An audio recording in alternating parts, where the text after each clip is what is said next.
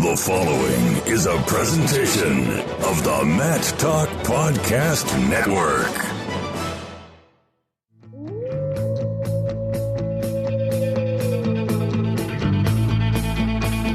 The mind of Pat Popolizio is a wondrous thing. And for you Pac Wrestling fans, you'll get to go inside the mind of the Skip each and every episode here on the Pac Mentality Pop-Ins podcast. Now, here's your host, NC State Director of Athletics Digital Communications, Brian Reinhardt.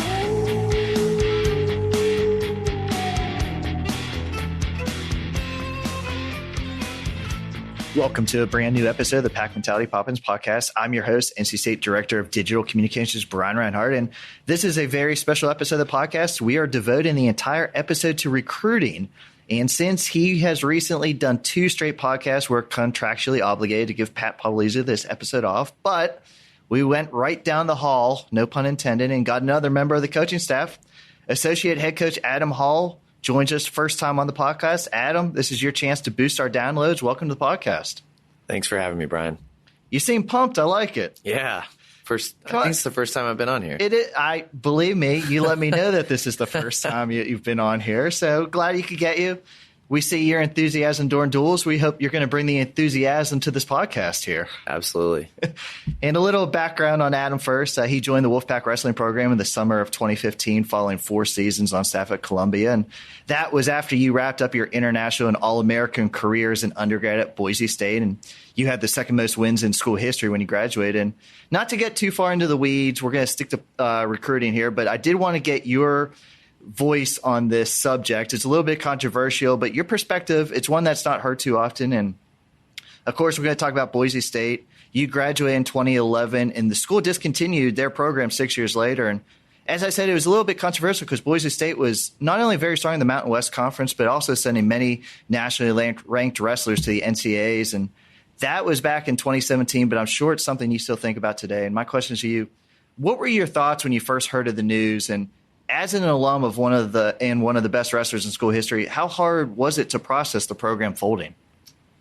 It was really hard. I actually found out from Coach Stutzman, John Stutzman up at Buffalo. He just texted me and said Boise ? And I remember I was walking to my church for a function, and I just had this like numb feeling as I was walking up because I saw his text and I knew exactly what he was talking about. I just had this really bad feeling over the previous year or two with everything that I was hearing and things that were going down with the administration. So yeah, it kind of feels like it's left a void. I was actually in Idaho this last week doing a camp, and a bunch of coaches asked me what's going to take to bring it back, and I was like creating a relationship with the new president and finding some people that want to support it monetarily, because I told them the key to getting the program back is probably going to be adding a women's program as well, which is a hot topic right now in wrestling. But yes, I told them it hurts me to come back to that part of the state, especially to drive past the school, because all the memories, all the time and energy devoted to the university, the program representing everything, and to have it dropped in such a way is pretty tough to live with. I was going to say, and you talked about that kind of, but do you sort of have mixed feelings now seeing all these other schools announcing that they're adding wrestling to their athletic departments? I do, because I'm excited for where wrestling is going. And they announced yesterday or in recent history that Bellarmine in Kentucky, Bellarmine is adding, or their wrestling or their entire athletic department is going Division I. So hopefully that's adding another program. But just as a whole, I love to see, seems like just about every month, every couple months, the new programs announcing that they're adding wrestling, and it's awesome, but it seems to be that there are more NAIA or smaller division schools that are adding wrestling. And I still want to see Division I growing, or I want to see Division I grow. So yeah, I think that it'd be nice for that push. Wrestling's hot right now, like I said, because of women's wrestling, and I think it's a big part of where we're headed. I know that's not always the easiest subject to talk about, but I appreciate the candid answers and insight from your perspective. So let's talk about something I know you enjoy, recruiting. I kind of thought this episode of the podcast, I kind of dubbed it College Wrestling Recruiting 101. I think it's a good idea to go over some of the simpler rules of recruiting, how it works in D1, to get your perspective on it. And I'm also going to sprinkle in some fan questions. So you're perfect for this topic, not only because of how important and how much time is spent on recruiting, but NC State's really enjoyed some strong recruiting classes over the last few seasons. The commits for next year are definitely trending in that direction of another highly ranked recruiting class. But first off, let's start with some basics for college recruiting. Rosters often have 30 student athletes for one season, but the scholarship limit in college wrestling is 9.9 per school. Explain what we mean by 9.9 scholarships and how are they divided up here at NC State? So wrestling is an equivalency sport as in comparison to a head count sport. So football, say they have whatever it is, 85 or 105 scholarships. That's all or nothing, full or nothing. Same with women's gymnastics, a few other sports. And those are head count. Equivalency is you're able to split the money up how you want. It is hard. It's hard at any school that has 9.9 or, there's some schools that have even less than that. And it's just hard being able to spread the money around. And I think it's important that we have decent financial aid so that we're able to kind of have two avenues to go down. But yes, it is hard with 9.9 and having 30 plus athletes on the team. So I was going to say, here at NC State, we obviously have guys on scholarship, and they're at various levels of scholarship money. But you also have recruited walk-ons and guys that get scholarship money through their academic achievement and, as you said, financial aid. But because I love money, I have to ask, how early in the recruiting process are you talking about money with a potential recruit versus selling him on the school, the program in Raleigh first? We don't talk about money early on, or we try not to, because we're trying to get to know the prospective student athlete and vice versa. So I think, getting to know somebody, it takes a while. It takes conversations. It takes meeting them in person. It takes seeing them at competitions. It's just a lot of work that goes into it before those business conversations are had. Yeah. How's it determine year to year how big an entire recruiting class is going to be? Need, roster cap, the number of guys we want to have really for the year. Those are the two main determinants. Yeah. And I have a feeling we're going to jump around various topics within recruiting here, just with stuff that pops in my head. I think one thing I want you to explain: official visit versus unofficial visit, what are the differences? Official visit, we can pay for everything: travel, hotels for the parents. We can pay for travel for the student athlete, food, entertainment money, entrance to sporting events. Like I said, we can pay for the parents' hotel when they're on campus, but mainly that's the big visit. Unofficial visits are you pay your own way, hotel, travel, everything, and there's limitations with it as well, like having contact with the prospective student athlete has to be within a mile of campus. So if you want to go to lunch and they pay for themselves, it has to be within a mile. And but otherwise, like campus tours, everything, they're pretty similar. And yeah. How many official visits can a prospect take, and when can they start that process when they're in high school? So student athlete is allowed 5 official visits, and they start after August 1st of their rising junior year. So this coming fall, we have some dates set out, and we're already planning for after that August 1 date. Kind of had to laugh to myself while you're answering these, because I didn't really inform you that this is basically a quiz of the NCAA rulebook. Yeah. I feel like I'm part of the NCAA administration staff, so you're doing good so far. You're passing the test. Yeah, they recently, it seems like every year they change it, and so we have to stay up to date. In fact, in my office, I have just posted up on above my desk just all the prospective dates for, there's like football, hockey, just everything, and at the end it's all other sports. So I feel bad. I don't want to get you in trouble here, so I'm trying to ask basic questions, but I feel like I could. It's my job. We'll see. We can maybe hit edit here, but so let's say you get that recruit on campus, you get him to Raleigh. This is actually a fan question from Brian Penny. He wants to know, what's a typical visit like for a recruit? Does it vary with their interest in different academic programs or what they want to pursue outside of wrestling? What do you guys like to do with recruits here in Raleigh?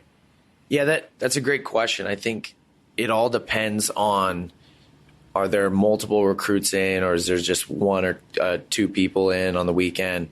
I'd say if we have more than 3 people in on the weekend, it's a little harder to personalize it, like getting somebody in front of, say that the prospective student athlete is interested in business. It's going to be harder to pull them away from the group, just because, I mean, we're limited in the number of people that we can pull around and utilize.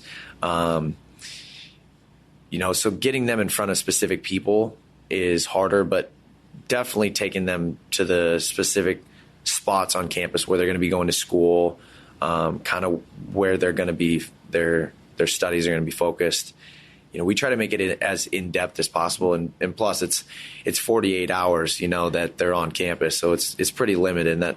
And I think part of that too is we like to show them campus, but at the same time, the majority of the time we want them spending with, time spent with our guys, because they're going to be spending most of the time with them anyway. And they want to see how they mesh. So, kind of answering the rest of that question. Yeah, it varies depending on the weather, depending on whether we're going to a football game, or if it's a non-football weekend, it's, volleyball, soccer, like something in the fall. In the spring, it just all depends, because it's a different time than the fall. Guys are usually wrestling during that time as opposed to the fall. A lot of guys are maybe playing football or soccer or something like that. And the focus on wrestling it's a little bit different too. So for you personally, what part of NC State University or Raleigh do you like to show off to guys when they're in town? Downtown, we're 5 minutes from downtown, and we really talk about how this is an awesome place to live. And our guys like to take the PSAs, the prospective student athletes, to, what they do. They go bowling, they go swimming, they go fishing. They like to take them, where they go on their off time. And so for us, we do the typical tours and everything, but I think the big part is when we schedule with our guys, like, where are you going to go? Like, what are you thinking? We talked with our guys about, we like to plan it out to a certain extent, so we know, everything that's going on. Okay, so that's when you guys get a recruit on campus, but a lot of your job is recruiting away from NC State. And I think 2 areas we can talk about: in-home recruiting visits and scouting. And for a coaching staff, how much time is devoted to being on the road recruiting during a year, and what members of the staff can represent the school recruiting on the road? So on staff coaches, 3 designated coaches that have responsibilities and abilities to go off campus. Pat, our head coach, myself, and Donnie Vincent. So Obi Blanc is not allowed to go off campus as a recruiter. And am I correct? Right now, the NCAA wrestling, there's no dead period like other sports. Is that correct?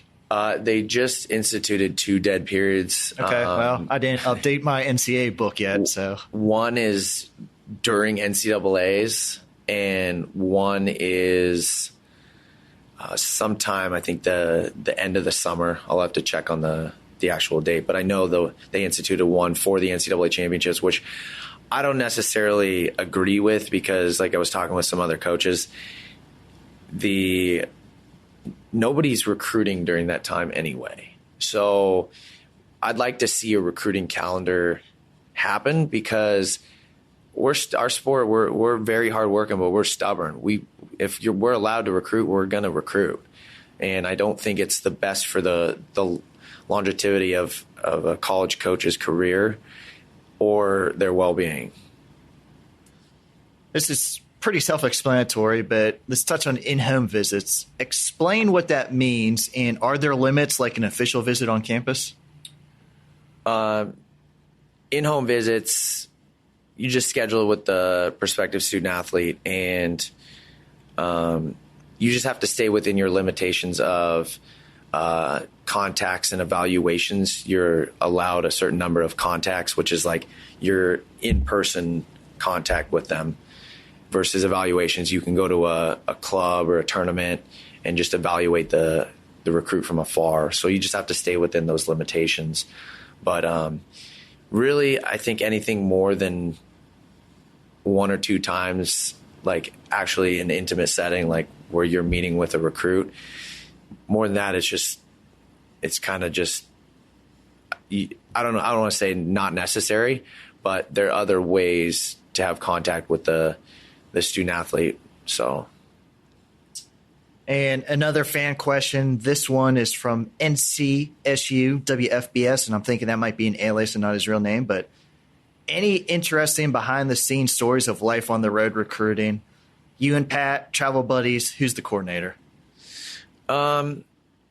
We sit down as a staff and just kind of map out where we want to go and who we want to go see and what time.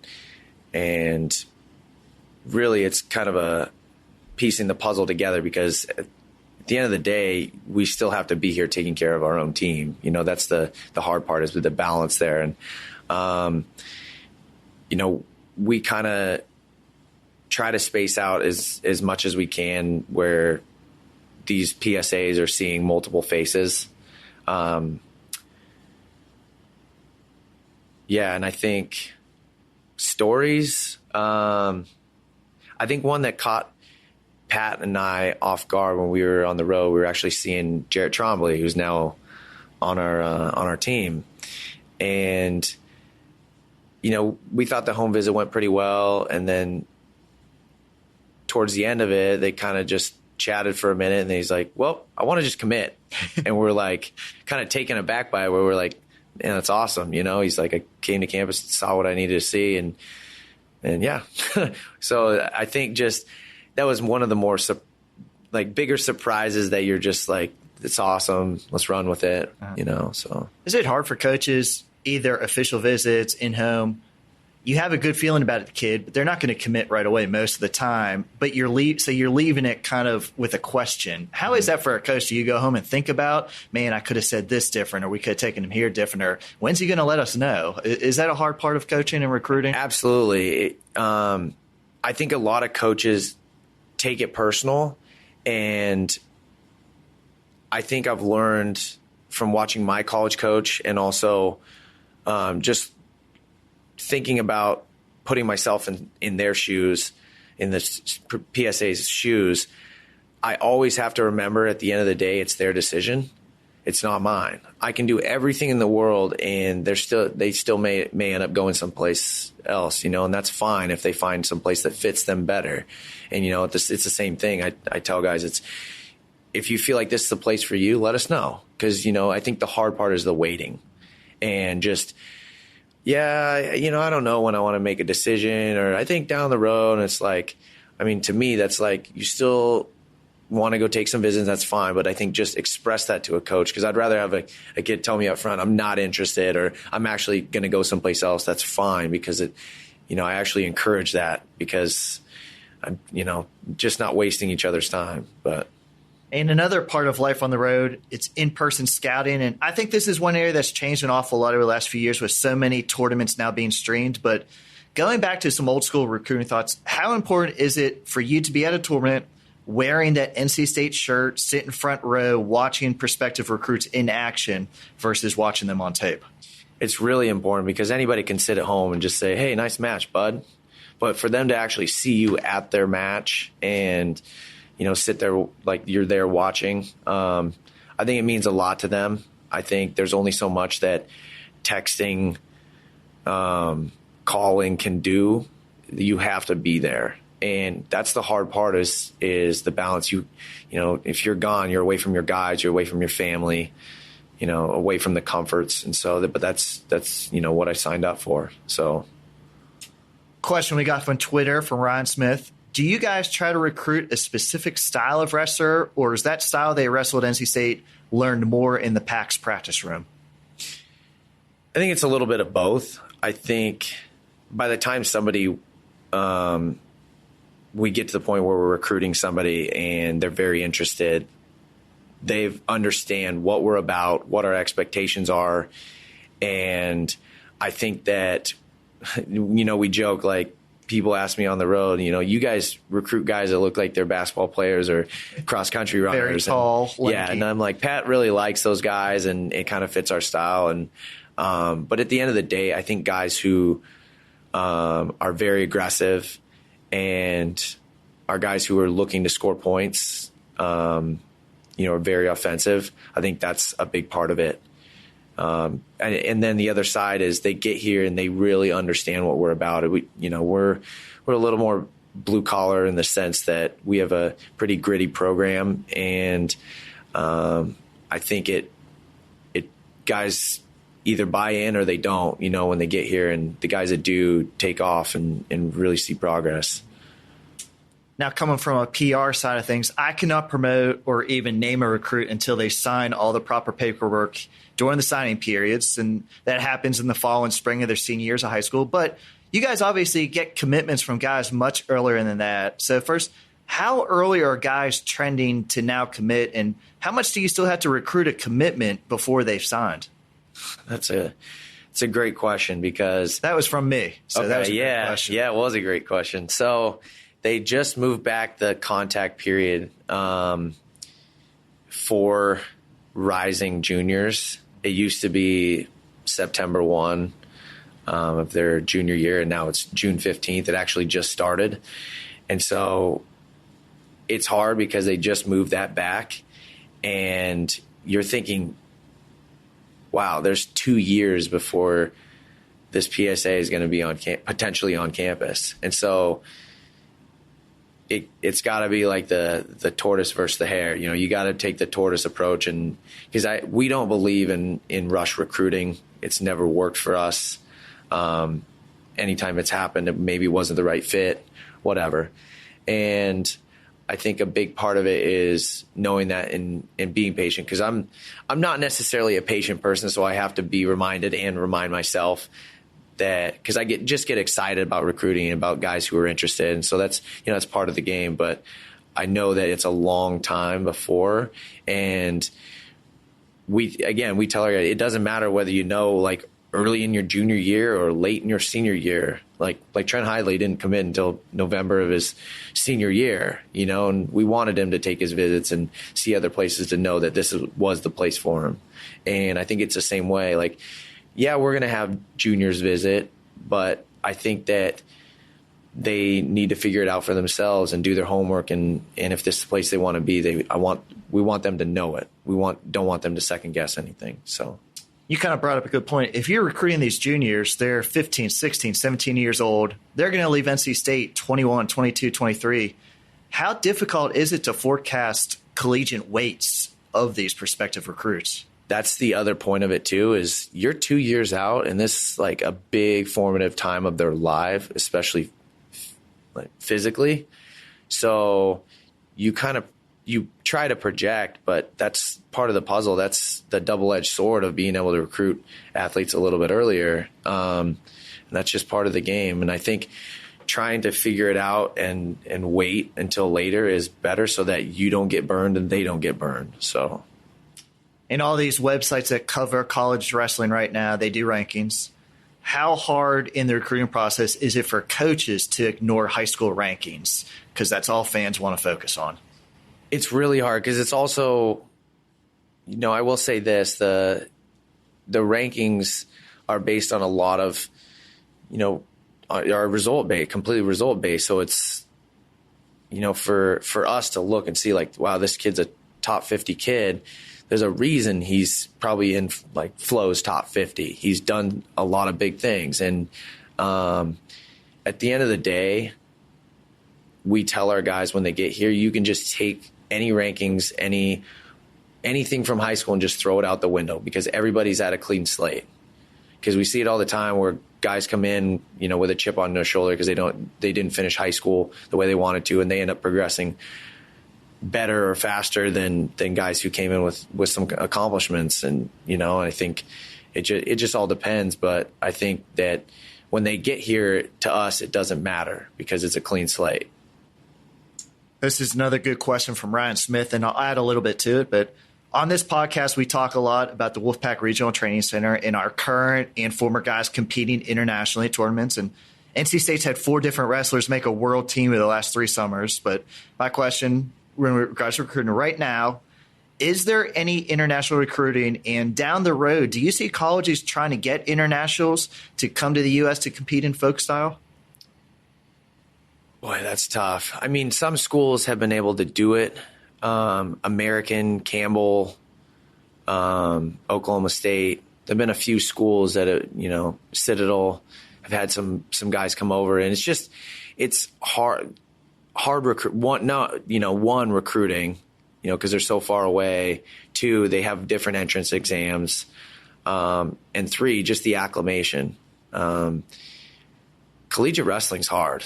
It's about control. And so that's one thing that international wrestlers probably struggle with or would struggle with. And it's just like anything. Our wrestling is a very high skill set sport. So I think it would take quite a bit of time for them to acclimate to the sport. So in the future, the hard part too is these countries, their athletes are paid pretty well, usually wrestling for the country.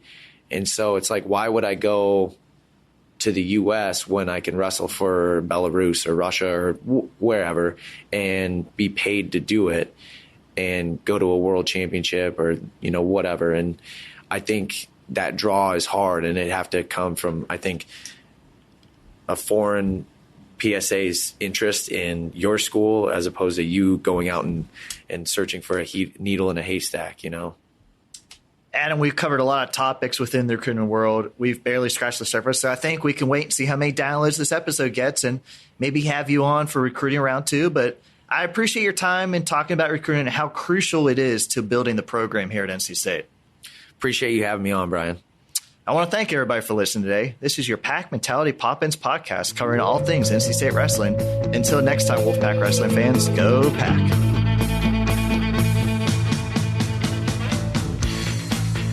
The Pack Mentality Pop-Ins podcast is produced by the Mat Talk Podcast Network. For more wrestling podcasts, go to MatTalkOnline.com.